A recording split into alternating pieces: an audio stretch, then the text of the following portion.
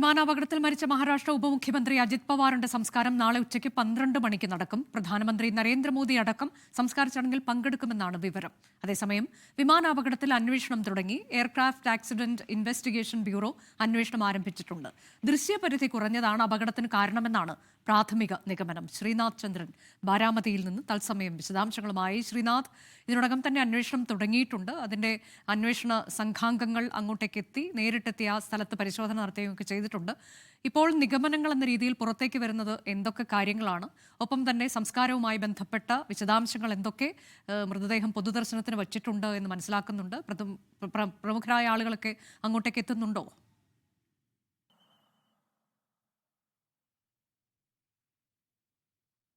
അനുജ, ഞാനിപ്പോൾ ഉള്ളത് ഈ അപകടം നടന്ന ആ വിമാനത്താവളത്തിലാണ്. ബാരാമതിയിലെ ഈ വിമാനത്താവളത്തിൽ ഞാനിപ്പോൾ നിൽക്കുന്നത് റൺവേക്ക് മുൻപുള്ള, അതായത് റൺവേ തുടങ്ങുന്നതിന് മുൻപുള്ള ഭാഗത്താണ്. അതായത് ഈ റൺവേ പോലും എത്തിയിട്ടില്ല, വിമാനം അതിനു മുമ്പ് തകർന്നു വീണു എന്നതാണ് മനസ്സിലാക്കുന്നത്. അനുജ, ഇതൊരു ടേബിൾ ടോപ്പിന് സമാനമായ ഒരു വിമാനത്താവളമാണ്. ഒരു റൺവേ നമ്മൾ പരിശോധിക്കുമ്പോൾ ആ രീതിയിലാണുള്ളത്. ഇപ്പോൾ ദൃശ്യങ്ങളിൽ ഛഗൻ ഭുജ്പൽ, മന്ത്രിയും NCPയുടെ മുതിർന്ന നേതാവും മന്ത്രിയുമായ ഛഗൻ ഭുജ്പൽ ഇവിടെ എത്തിയിരുന്നു. അദ്ദേഹം ഇവിടെയുള്ള സാഹചര്യങ്ങളൊക്കെ നേരിട്ട് മനസ്സിലാക്കാൻ വേണ്ടി എത്തിയതാണ്. അദ്ദേഹത്തിന്റെ സന്ദർശന ശേഷം ഇപ്പോൾ അദ്ദേഹം മടങ്ങുന്നത് നമുക്ക് ഈ ദൃശ്യങ്ങൾ കാണാൻ കഴിയും. ഏതായാലും നമ്മൾ ഈ അപകടം നടന്ന ഇടത്തേക്കൊന്ന് വളരെ വേഗത്തിൽ വന്നാൽ, ഈ വിമാനത്താവളത്തിന്റെ റൺവേ പോലും എത്തിയിട്ടില്ല. അതിനു മുൻപ് തന്നെ വിമാനം താഴേക്ക് ഇടിച്ചിറങ്ങി എന്നതാണ് ഈ ദൃശ്യങ്ങളിൽ നിന്ന് നമുക്ക് മനസ്സിലാക്കാൻ വേണ്ടി കഴിയുന്നത്.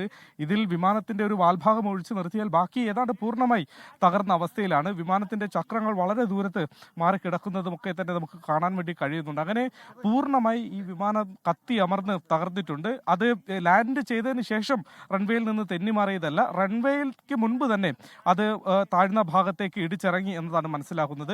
കാലാവസ്ഥ പ്രതികൂലമായിരുന്നു എന്ന വിലയിരുത്തൽ പ്രാഥമികമായി ഇപ്പോൾ ഏവിയേഷൻ മന്ത്രാലയം തന്നെ പറയുന്നുണ്ട്. കാഴ്ച പരിധി കുറവായിരുന്നു. അങ്ങനെയാണ് വിമാനം ഒരു വട്ടം ആകാശത്ത് വട്ടം ചുറ്റിയതിനു ശേഷമാണ് വീണ്ടും ഒരിക്കൽ കൂടി ലാൻഡിങ്ങിന് ശ്രമിക്കുന്നത്. ആ വിസിബിലിറ്റി